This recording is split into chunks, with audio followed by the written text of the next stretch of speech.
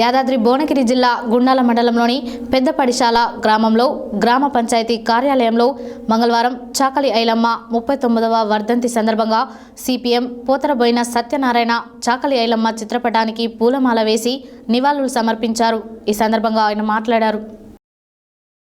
యాదాద్రి భువనగిరి జిల్లా గుండాల మండలంలోని పెద్దపడిశాల గ్రామంలో గ్రామ పంచాయతీ కార్యాలయంలో మంగళవారం చాకలి ఐలమ్మ 39వ వర్ధంతి సందర్భంగా సిపిఎం పోతరబోయిన సత్యనారాయణ చాకలి ఐలమ్మ చిత్రపటానికి పూలమాలలు వేసి నివాళులర్పించారు. ఈ సందర్భంగా ఆయన మాట్లాడుతూ నిజాం రాజుకు, దేశ్ముఖులకు, పటేల్ పట్వారీ దోపిడీ వ్యవస్థకు, వెట్టి చాకిరీ వ్యతిరేకంగా పోరాటం చేసిన వీర తెలంగాణ సాయుధ రైతాంగ పోరాటంలో చాకలి ఐలమ్మ ప్రముఖ పాత్ర పోషించారని అన్నారు. బిసునూరు దొరను ఎదిరించి పోరాటంలో విజయం సాధించిన వీరవనిత, భూమి కోసం భుక్తి కోసం పెట్టి చాకిరీ విముక్తి కోసం వీరనారిగా చాకలి ఐలమ్మ సాయుధ పోరాట విజయం సాధించిన యోధురాలని అంటున్నారు. పోతరబోయిన ఆంజనేయులు, బందెల పరిసరాములు, నత్తి సోమయ్య, ఎండి ఖలీల్, ఎం బాలయ్య, గ్రామ పంచాయతీ సిబ్బంది బి వెంకటయ్య, బి బుచ్చమ్మ, ఏ మల్లేష్, జె మధు, జె శేఖర్ తదితరులు పాల్గొన్నారు. ఈరోజు చిట్యాల చాకలి ఐలమ్మ, పాలకుర్తి చాకలి ఐలమ్మ ఇంటి పేరు చిట్యాల. తెలంగాణ సాయుధ పోరాటంలో ముఖ్య పాత్ర పోషించి పేద ప్రజల కోసం, పీడిత ప్రజల కోసం, భూమి కోసం, భుక్తి కోసం తెలంగాణ సాయుధ పోరాటం హోరావరిగా జరిగినప్పుడు చాకలి ఐలమ్మ సాకలిలో పుట్టి ఆమె విష్ణుధరకు వ్యతిరేకంగా మా పోరాటం చేయడం జరిగింది. చాకలి ఐలమ్మ పోరాటం అంటే అంత ఇంత కాదు. ఇక్కడ ఉన్నటువంటి విష్ణుల ద్వారా రామచంద్రారెడ్డి ఈ చుట్టుపక్కల ఉన్న 60 ఊర్లను ఆక్రమించుకొని 60 ఊర్ల ప్రజలతో ఎట్టి సాకరి చేయించుకొని మరి నిర్బంధం చేసి ప్రజల్ని చిత్రహింసలు పెట్టేవాడు. మరి విష్ణువుల ధరకు అనేక మంది రైతులు సాకలి వాళ్ళు బట్టలు ఉతకాలి, మంగళ వాళ్ళు సగరం చేయాలి, ఇంటికి పోయి బంటోళ్ళు పండ్ల పొలాలు తెచ్చేయాలి, ఎస్సీ వాళ్ళు చెప్పులు మురిసేయాలి, తర్వాత గొల్లోళ్ళు గొర్రెలను మేకనియ్యాలి, ఈ రకంగా గౌరోళ్ళు కళ్ళు పోయాలి. ఇంటికి తీసుకుపోయి ఎట్టి సాకరి కింద ఏ పైసలు లేకుండా మరి వీళ్ళందరితో ఎట్టి సాకరి తెంచుకొని వీళ్ళందరినీ కష్టపెట్టి ప్రజలందరినీ కూడా దోసుకొని తినేవాడు. ఒకవేళ ఎదురు తిరిగితే ఆడవాళ్ళను చూడకుండా బట్టలిప్పి బతుకమ్మలాడించే పరిస్థితి ఆ రోజు.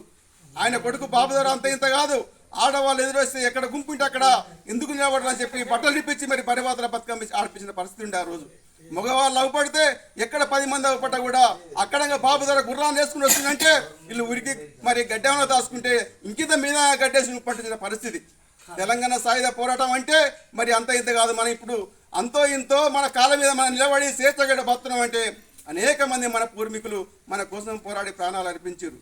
మరి ఆనాడు చాకలి ఐలమ్మ తెలంగాణ మన విష్ణుడి దొర పాలోడనటువంటి అక్కడొక దొర ఉంటే ఆయన భూమిని తీసుకొని కొద్దిగా కబ్జా తీసుకొని ఆమె పాలు చేసుకుని అక్కడ భూమి దున్నుకున్నది.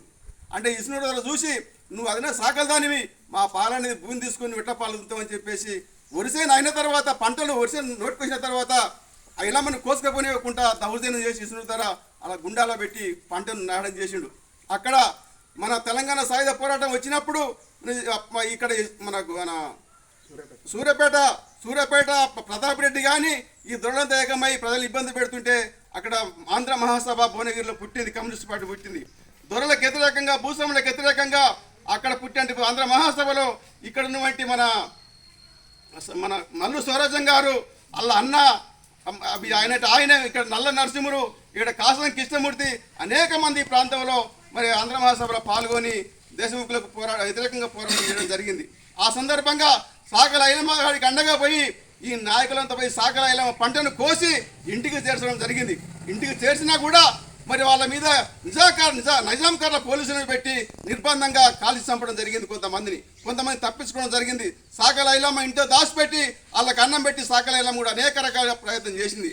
అయినప్పటికీ చాకలి ఐలమ్మను కూడా ఇసుని ద్వారా సంపుదామని చెప్పి చెట్టు కట్టేసి సంపుతాం నేను చెప్తే చాకలి ఐలమ్మ ఒకటే చెప్పింది, ఒరే త్వర నన్ను చంపితే మాత్రం నా ఒక్కడే ప్రాణం పోతుంది, కానీ నాకు 4 పిల్లలు ఉన్నారు, నా వెనుక ఎర్ర జెండా ఉంది, నా ఆశయాలను ఎప్పుడు చంపలేమని చెప్పేసి కూడా చెట్టు కట్టేసి కాదు జరిగితే ప్రాణం పోతుందని తెలిసి కూడా గట్టిగా మాట్లాడడం జరిగింది. నాకు 4 కొడుకులు, నన్ను చంపితే నీకు మాత్రం ఒక్కడే కొడుకుండు, నన్ను చంపిన తెల్లారే నీ యొక్క కొడుకును చంపితే కమ్యూనిస్టులు చంపితే మాత్రం నీ గడిలో గడ్డి వస్తుందని చెప్పి సవాలేసి నిలబడ్డారు చాకలి ఐలమ్మ.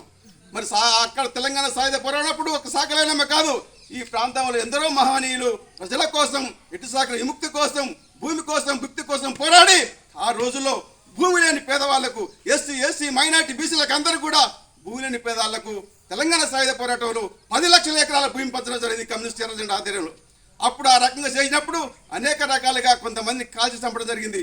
దొడ్డి కొమరయ్య తొలి అమరుడు మన తెలంగాణ సాయుధ పోరాటంలో.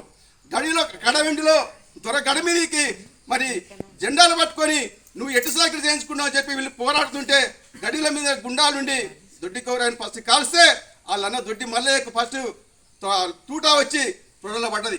మా అన్న చనిపోతున్న వచ్చింది ఆ దొడ్డి కొమరయ్య వచ్చి మా అన్నకు తూటా పడాలని చెప్పేసి దొడ్డి కొమరయ్య ముందుకు వస్తే దొడ్డి కొమరయ్య తాకడమే ఇక్కడ పొట్టలు తగిలి పేగులు కింద పడి తెలంగాణ సాయుధ పోరాటంలో తొలి అమరుడు దొడ్డి కొమరయ్య పూట కూడా ఢిల్లీలో ఎర్రకోట ముందు పెట్టిరు. ఈరోజు ఇక్కడ కింది స్థాయిలో ప్రజలలో పోరాడుతున్నారంటే దోపిడికి వ్యతిరేకంగా పోరాడుతున్నారంటే ఎస్టీలు బీసీలు మైనార్టీలే. ఆనాడు ఇలా ఆశయాలను నెరవేర్చలేము, మా హక్కులు నెరవేర్చలేము. ఎవరైతే పోరాడినరో వాళ్ళని చంపిరు.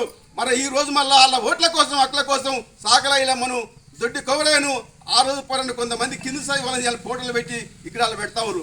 అయ్యా మీరు విగ్రహాలు పెట్టడం కాదు, వద్దం సభలు చేయడం కాదు. వాళ్ళు భూమి కోసం పోరాడిరు, భుక్తి కోసం పోరాడిరు, ఈ పేదరికం పోవాలని పోరాడిరు. ఈ సమాజంలో మానవుడు ఈ భూమి మీద పుట్టిన మానవుడు అందరికీ భూమి ఉండాలి, అందరికీ నిప్పు గాలి అంతా సమానంగా ఉండాలని చెప్పి పోరాడిరు. వాళ్ళ ఆశయాలు నెరవేర్చండి మీరు. అందుకని వాళ్ళ యువతరం కూడా మేము చెప్తా ఉన్నాం, సాకల ఐలమ్మ వర్ధంతి సభ చేసినాం, సాకల ఐలమ్మ ఆశయాలు కూడా నెరవేర్చవలసిన మన హక్కు మనకు మీద ఉన్నది. మనకే రేపు ఈ దోపిడీ వ్యవస్థ పోవాలంటే మనం ఐక్యంగా ఉండి ఏ సాకల ఐలమ్మ ఏ భూమి కోసం ఏ భుక్తి కోసం పోరాడిందో దానికోసం మనం ఇలా పోరాడి ఇంకా సాగించుకోవాల్సిన హక్కు మన మీద ఉన్నది. కాబట్టి ఇలా యువతరం కూడా ముందుకొచ్చి మన హక్కుల కోసం పోరాడాలని చెప్పేసి ఈ అవకాశం ఇచ్చిన మీ అందరికీ కూడా ధన్యవాదాలు ముగిస్తాను.